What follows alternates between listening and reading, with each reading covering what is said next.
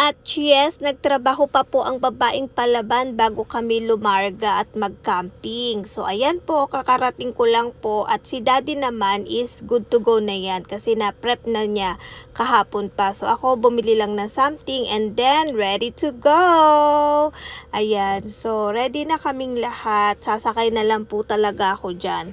Kasi ako lang naman talaga inaantay nila kasi nagtrabaho pa ang inyong auntie for today's video.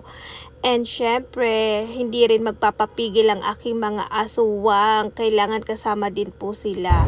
Ayan, ginabi na po tayo ng little bit. Syempre, kailangan trumabaho muna para may pang-camping tayo. At syempre, kailangan balance. Diba?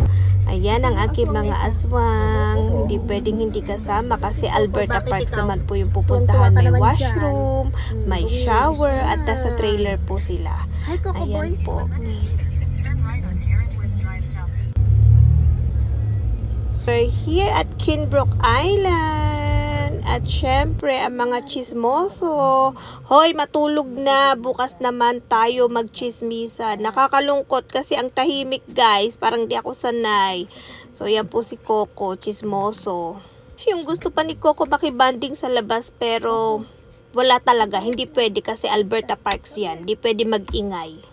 Ito na nga guys ang dilim mo, nakikita nyo ba yan? So yan po ang pagkakaiba ng Alberta Parks at ng Crownland. So good night guys, update ko kayo bukas kung anong kaganapan. See you all tomorrow for my next vlog. Bye!